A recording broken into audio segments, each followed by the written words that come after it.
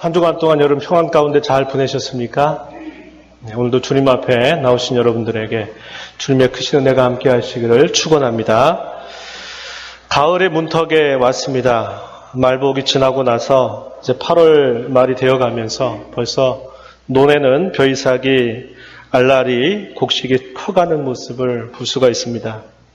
9월이 되면 곡식이 익어가죠. 그리고 색깔은 누렇게 변해갑니다. 그러다가 10월 말, 11월 초 정도가 되면 곡식을 추수하는 때가 또 다가오게 됩니다.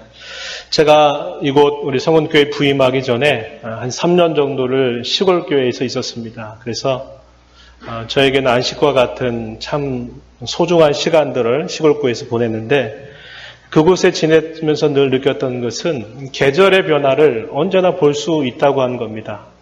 그렇게 무더웠던 그 여름의 날들이 안 지나갈 것 같은데 이상하게도 말복이 지나가면 벌써 한 주, 두 주 지나가면서 곡식이 색깔이 변해가는 걸 보면서 하나님의 위대한 섭리가 이러하구나. 아무리 더웠던 그런 힘들었던 그런 때가 되니까 이렇게 지나가는구나 하는 것을 참 많이 볼 수 있었습니다. 도심이 한복판에 오다 보니까 이제 그런 것들을 잘 보기는 어렵지만 어쨌거나 이제 좋은 계절 앞에 우리가 함께 서 있습니다. 우리가 이번 후반기를 이제 우리가 보내게 되면서 함께 기도하고 힘쓰고자 하는 부분은 다 개별적으로 또 전도하는 일들을 하지만 온 성도가 함께 하는 전도입니다. 전도 대상자들을 정하고 함께 기도하고 섬기면서 마침내 이 자리, 지금 있는 이 복된 자리에 그들을 인도해서 그들도 함께 하나님 나라 백성이 되게 하는 일에 우리의 힘을 모으고자 합니다. 성경은 하나님의 나라를 비유하는데 참 여러 가지 많은 비유들을 사용하는데요. 그 중에서 하나님 나라를 잔치에 비유하기도 한다는 겁니다. 잔치하면 여러분 마음이 어떻습니까? 즐겁죠. 그 잔치 자리에 함께 한다고 하는 것은 즐거움, 만족, 행복, 기쁨, 그것을 표현하는 그런 말입니다. 하나님의 나라 생각하면 우리는 심판, 또 구원 이런 문제만 생각하다 보면 우리의 마음이 괜히 이렇게 쫙 가라앉고 눌리는 마음을 가질 수 있는데 성경은 그것뿐만 아니라 우리에게 그 하나님의 나라는 기쁨의 잔치가 된다라는 것을 우리에게 보여주고 있다는 것입니다. 그렇다면 전도는 뭘까요? 그것은 천국의 이러한 잔치에 참여하는 것입니다. 오늘 우리가 읽은 말씀의 내용은 큰 잔치의 비유 내용인데요. 우리가 함께 읽었던 15절 말씀에 보면 예수님께서 한 바리새인의 집에 식사 초대를 받았습니다. 그래서 예수님께서 이런저런 말씀을 가르치시는 중에 그 말씀을 듣던 어떤 한 사람이 이렇게 말합니다. 하나님 나라에서 떡을 먹는 자가 참 복됩니다. 이렇게 이야기를 해요. 아마 이 사람의 생각은 당시 모든 사람들이 그렇게 생각했던 것처럼 유대인들이야말로 이 하나님 나라의 잔치에서 떡을 먹을 것이다 라고 이렇게 생각했을 것입니다. 예수님께서는 이 한 사람의 말을 계기로 삼으셔서 이제 비유를 한 가지 더 이야기해 주십니다. 그 비유의 내용이 오늘 우리가 읽은 이야기입니다.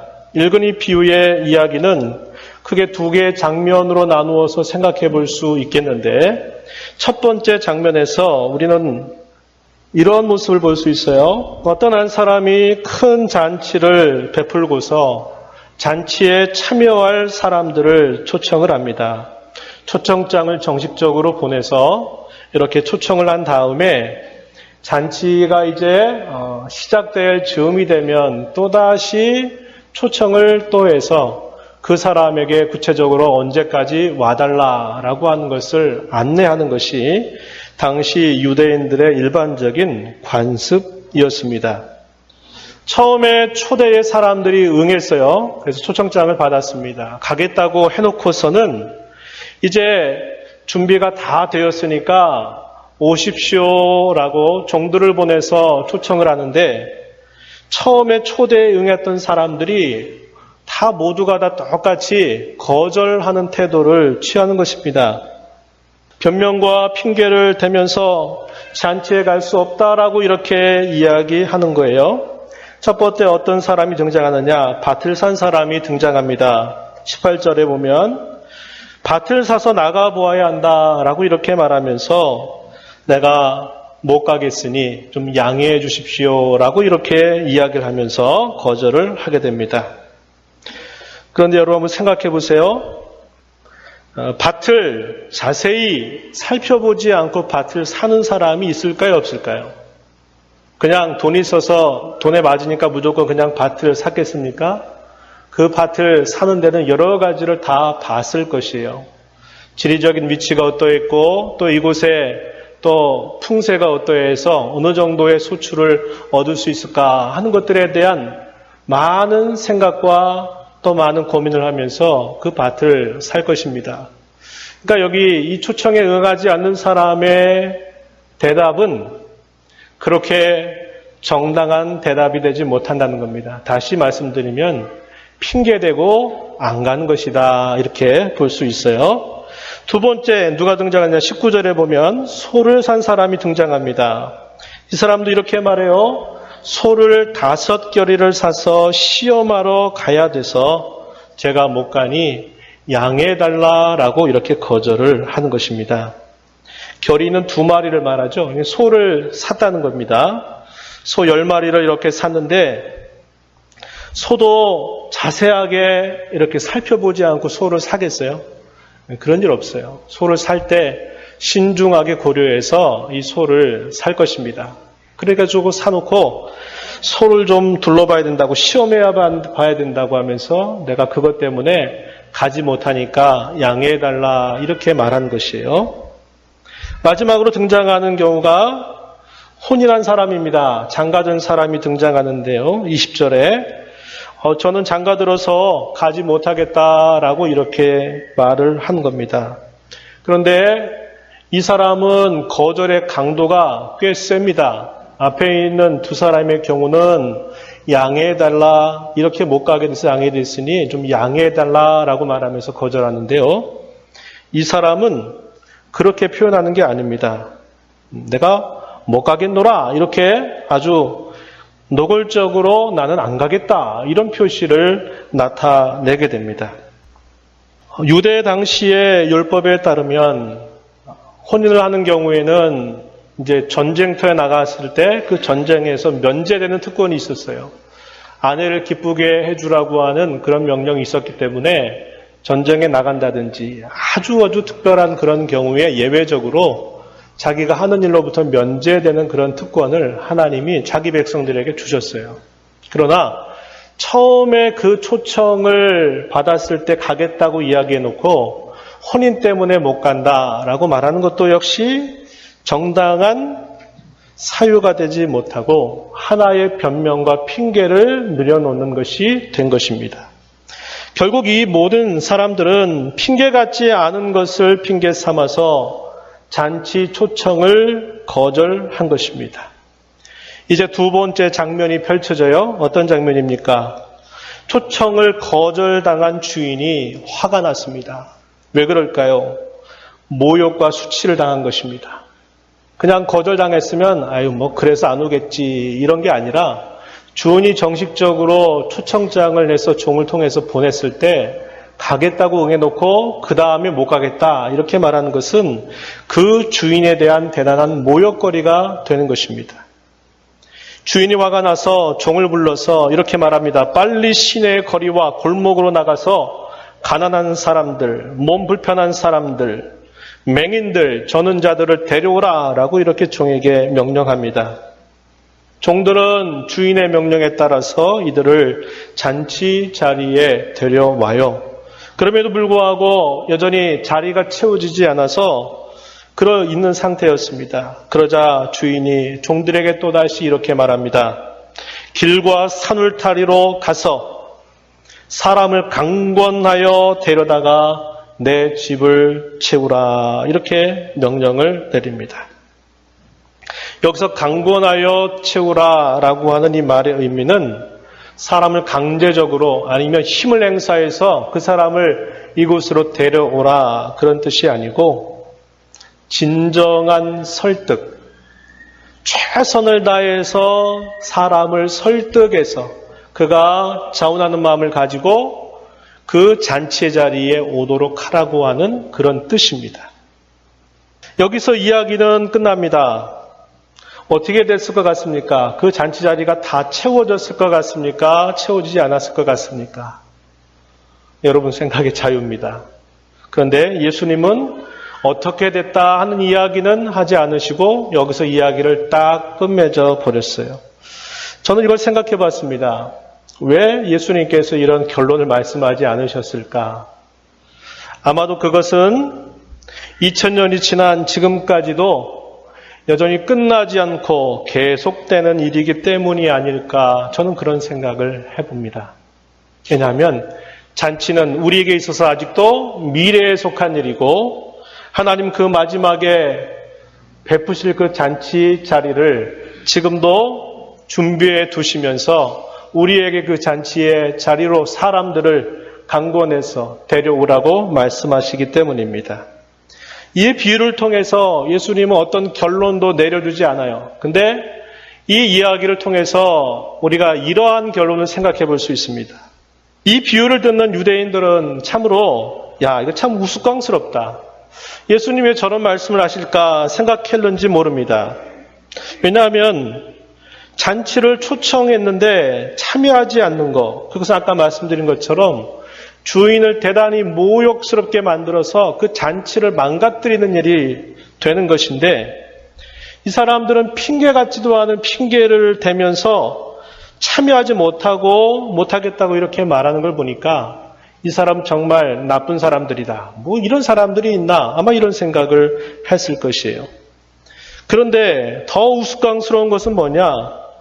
초대되지 않은 사람들을 주인이 데려오라고 말하는 것입니다. 그리고 그 자리가 여전히 채워지지 않게 되자 이 주인은 더 말하기를 더 멀리 나가서 사람들을 강권해서 자신의 집을 치우라 이렇게 명령을 내린 주인의 모습을 보아도 이것도 참 우스꽝스럽다 하는 것입니다.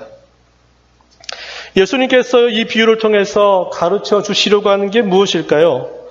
비유를 듣는 사람들은 우스꽝스럽게 생각했던 그 이야기에서 등장하는 말도 안 되는 그런 핑계를 늘어놓으면서 잔치 참여를 거절한 나쁜 사람들, 바로 그 나쁜 사람들이 바로 그들 자신들임을 예수님께서는 깨우쳐 주시는 겁니다. 이 이야기가 우스꽝스럽니? 이 이야기에 우스꽝스러운 그런 태도를 취하는 사람들이 바로 너희들이다. 예수님이 이렇게 말씀하시는 거예요. 비유의 결론은 뭐냐?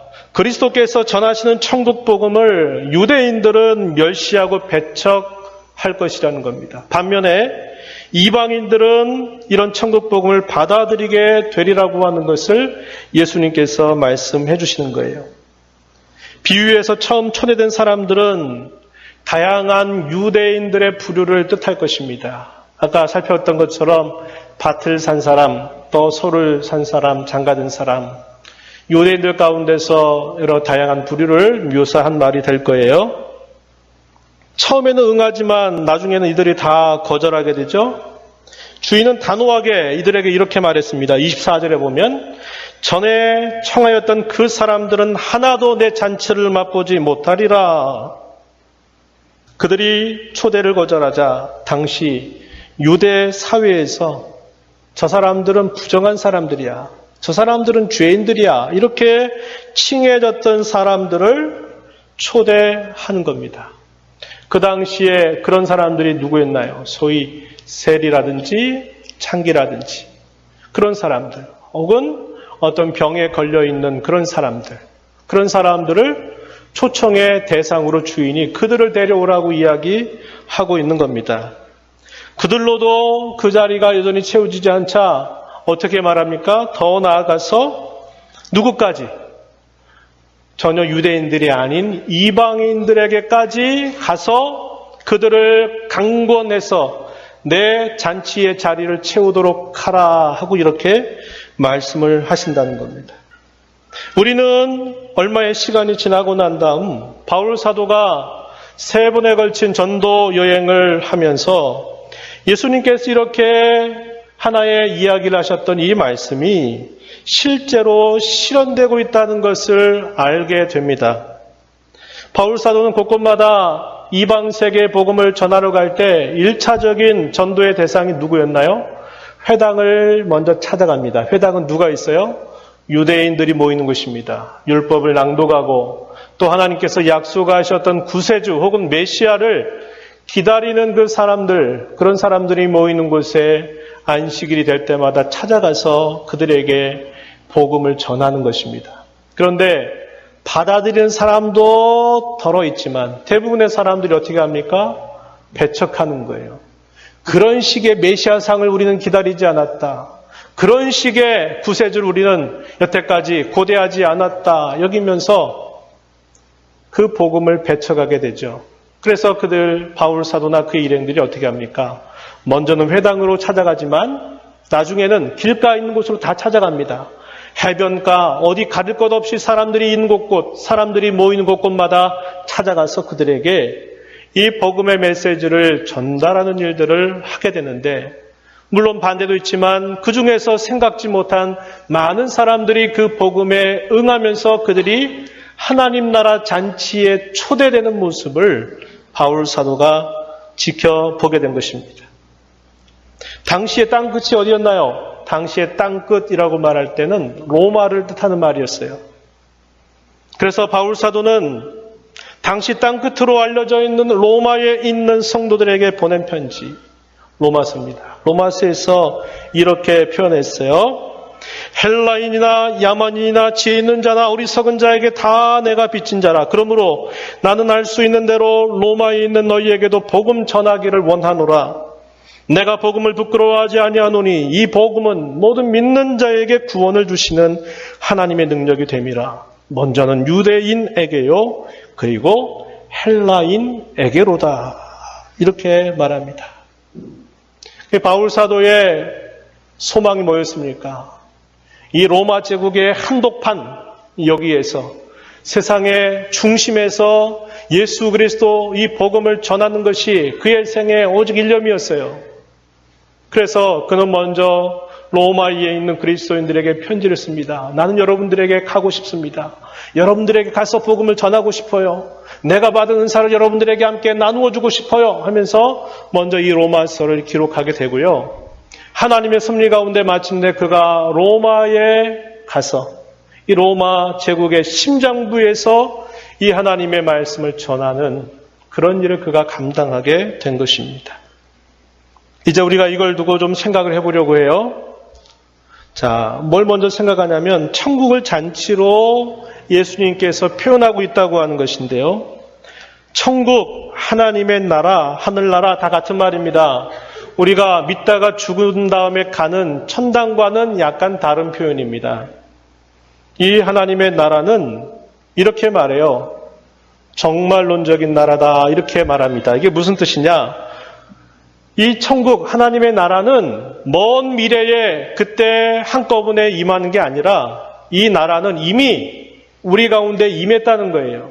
언제 임했느냐? 성경의 표현대로라면 예수님께서 처음 이 땅에 우리와 같은 사람이 되셔서 이 땅에 오셨을 때 세례자 요한이 회개하라, 하나님의 나라 천국이 가까이 왔느니라 이렇게 말하죠. 그럴 때 그 천국은 뭐냐면 가까이 왔다라고 하는 말이 손으로 이렇게 살짝 손만 내밀면 만날 수 있다라는 뜻을 가진 말입니다. 그러니까 이미 세례자 요한은 하나님의 나라가 이미 그리스도께서 이 땅에 탄생하신 일과 더불어서 하나님의 나라가 임했다는 것을 선포하는 거예요. 그래서 회개에 합당한 열매를 맺어야 된다. 임박한 심판이 기다리고 있다. 라고 이렇게 그가 메시지를 전하면서 천국을 준비하는 일을 하게 됐고, 마침내 예수님께서도 공생애를 시작하시면서 처음 하셨던 말씀이 회개하라, 천국이 가까이 왔느니라 이렇게 말씀하십니다.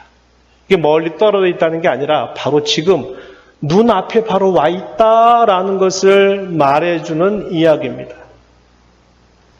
그래서 이 천국은 예수님이 이 땅에 탄생하시면서 이미 임하였고, 그리고 이 천국은 마침내 예수님께서 다시 재림하실 때, 다시 이 땅에 오실 때 완성되는 나라라고 성경은 우리에게 가르쳐 줍니다. 그래서 천국은 이미 임하였지만 아직은 완성되지 않았다는 것을 말하고, 이 말은 지금도 하나님의 나라는 우리 가운데 지금도 임하고 계시다라는 것을 가르쳐 준다는 것입니다.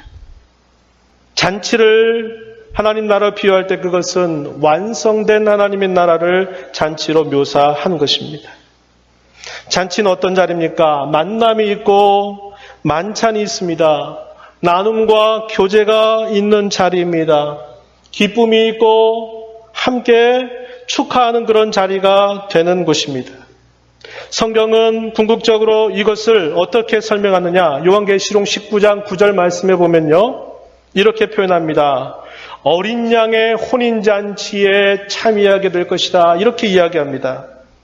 계시록 19장 9절에 천사가 내게 말하기를 기록하라.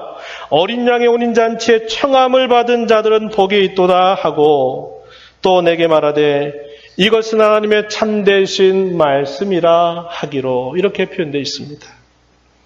장차 우리가 그리스도의 신부로 이 땅에서 우리의 단장을 하다가 주님이 이 땅에 오실 때 그분과 더불어서 어린 양의 혼인잔치를 배설하실 것을 성경이 비유적으로 이야기하고 있다는 것입니다. 어떤 자리라고요? 만남과 즐거움과 행복과 기쁨과 축하가 함께 있는 그 복된 자리, 그 자리가 우리에게 있음을 성경이 가르쳐 주고 있다는 것입니다. 예수님께서도 이 땅에 계실 때 제자들과 마지막 밤을 보내시는 그때 그들과 함께 포도주와 떡을 곁들인 만찬을 나누시면서, 얘들아, 내가 다시 올 때 이때까지는 내가 다시는 이것을 마시지 않겠다, 이렇게 말씀하시면서 장차 있게 될 그런 잔치에 대해서 예수님께서 말씀해 주신 바가 있는 것입니다. 그래서 천국은 잔치라는 겁니다. 즐거움과 행복과 그 모든 것이 있는 그 자리, 참으로 복된 자리라고 하는 것을 우리는 이 비유 가운데서 생각해 볼 수 있고요. 잔치를 초청하라고 하는 명령을 우리는 또 하나 생각해 볼 수 있어요. 강권하여 내 집을 채우라고 주인이 명령하시죠. 잔치에 초청하는 일들은 누구의 몫입니까? 종들이 감당해야 될 몫입니다. 저와 여러분은 마지막 때 있게 될 천국 잔치에 초청장을 보내는 종들과 같습니다. 지금 저와 여러분이 힘써서 행해야 할 일은 사람들을 초청해서 이 천국 잔치에 참여시키는 것임을 우리는 잊어서는 안 됩니다. 내 생애 닿은 날까지 그러한 일들을 멈출 수 없다는 것이고, 멈춰서도 안 된다는 것을 우리는 생각하게 되는 거예요. 이제 말씀을 맺으려고 하는데 몇 가지를 생각하면서 맺으려고 합니다. 교회의 본질적인 사명을 이야기한다면 크게 두 가지로 이야기해 볼 수 있어요. 하나는 뭐냐? 모이는 교회입니다. 모이는 교회. 오늘 우리가 주일을 맞이해서 흩어져 살던 저와 여러분이 정한 시간에 정한 장소에서 함께 모였어요. 이걸 모이는 교회라고 합니다. 모여서 뭐 할까요? 지금처럼 하나님께 예배하는 것, 이것이 교회의 아주 중요한 사명 가운데 하나입니다. 또 한 가지는 뭐냐? 모여있던 교회가 이제 주일을 보내면서 각각의 삶의 자리로 흩어져 버리죠. 이걸 흩어진 교회라고 말합니다. 흩어진 교회에서 해야 될 중요한 일은 뭐냐? 그것은 세상 속에서 그리스도를 증언하는 것입니다. 증언하는 것이에요. 그래서 교회는 모여서 예배하고 흩어져 증언해야 한다는 겁니다. 여기서 교회가 뭘까요? 교회가 뭡니까? 저와 여러분이 교회입니다. 늘 말씀드려요. 이 예배당이 교회가 아니라 저와 여러분이 교회라는 거예요. 모이는 교회, 흩어진 교회, 모여서는 하나님께 구원의 하나님께 예배하고 흩어져서는 그리스도를 세상 속에서 증언하는 그런 삶을 살아가야 되는 것, 이게 저와 여러분의 일생일대 가장 중요한 본질적인 사명이라고 하는 것입니다.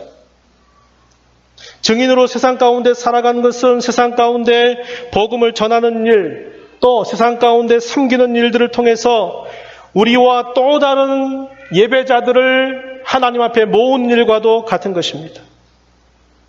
천국의 잔치로 초대하는 것은 은혜로운 초대입니다. 대상 구분이 없어요. 남녀노소를 따지지 않습니다. 빈부귀천 상관없이 모든 사람이 초청의 대상이 됩니다. 가장 값지고 위대한 선물을 아무에게도 가리지 않고 받을 수 있다고 하는 것은 이건 참으로 놀라운 사실이 아닙니까?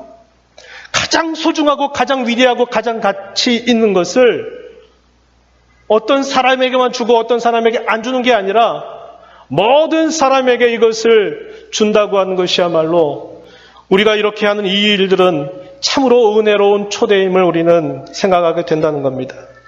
베드로 사도는 이렇게 말했어요. 사도행전 2장 38절 이하에서 너희가 회개하여 각각 예수 그리스도 이름으로 세례를 받고 죄사함을 받으라. 그리하면 성령의 선물을 받으리니 이 약속은 너희와 너희 자녀와 모든 먼데 사람 곧 주 우리 하나님이 얼마든지 부르시는 자들에게 하신 것이다.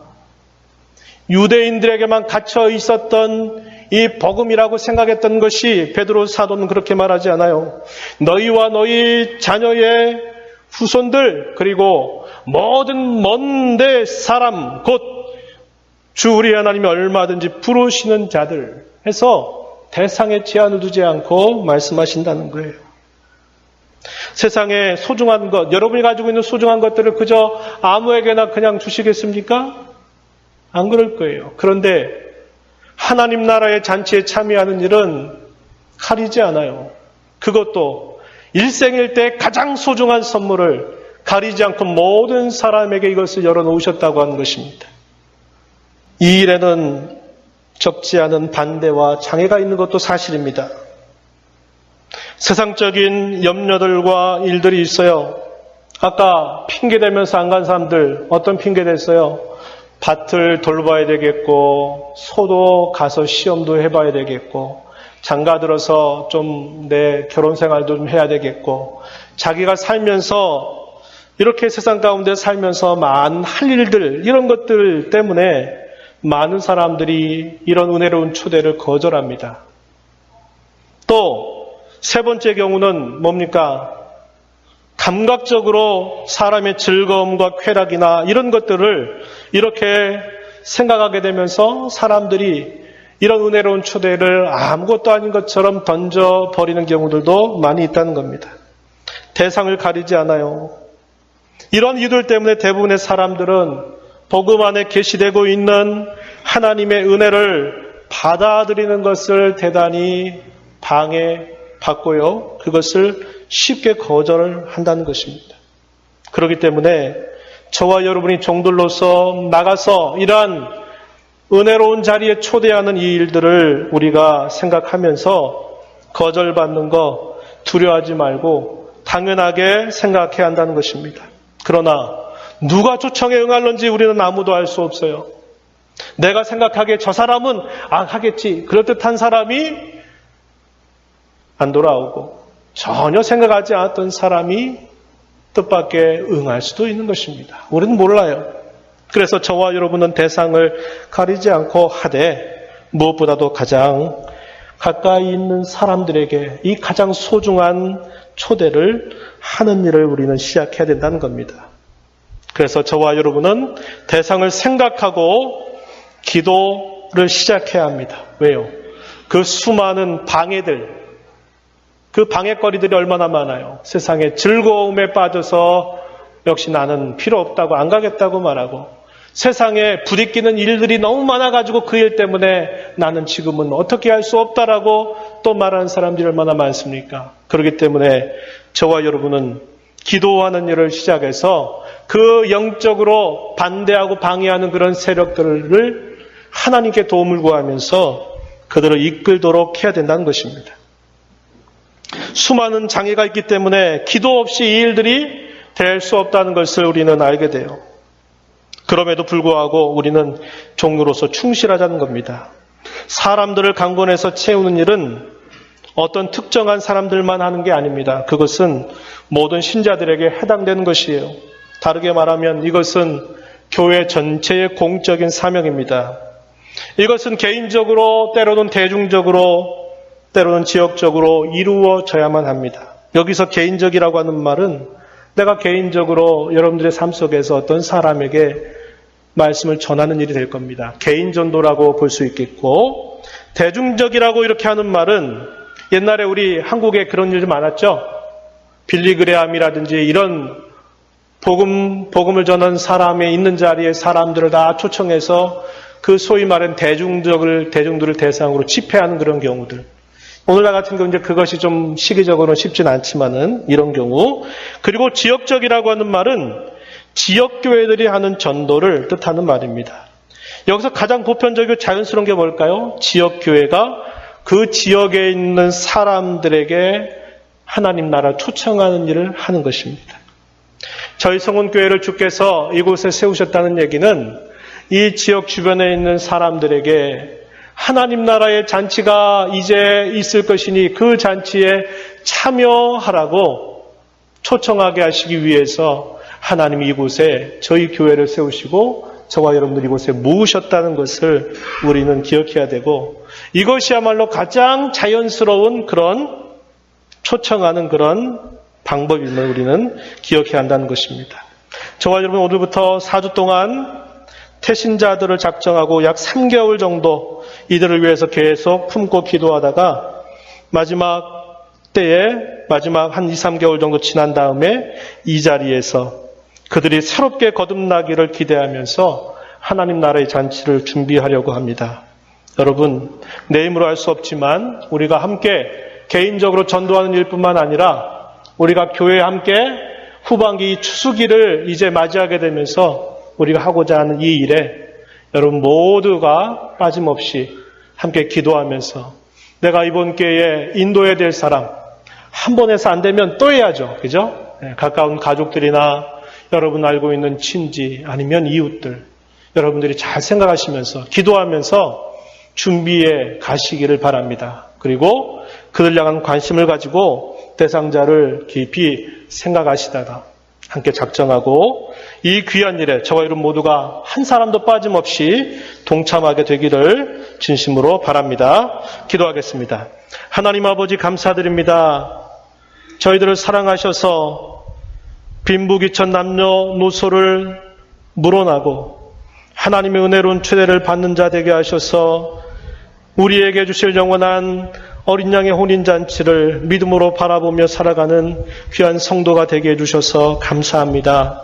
저희들에게 주셨던 이 은혜로운 초대가 이제는 저희들의 수고와 기도와 노력을 통하여서 더 가까이 있는 사람들에게 이 귀한 복음이 증거되기를 원합니다. 하나님 앞에 저희가 선한 도구로 쓰임받는 저희 모두가 되도록 인도하시고 이 기회를 통하여서 어둠과 사탄의 세력 가운데 놓여있는 우리의 사랑하는 우리의 이웃들과 우리의 가족들이 주께로 돌아와서 하나님 나라의 기쁨과 또 하나님 나라의 희락을 맛볼 수 있는 귀한 시간 되도록 도와주시고 인도하여 주시옵소서.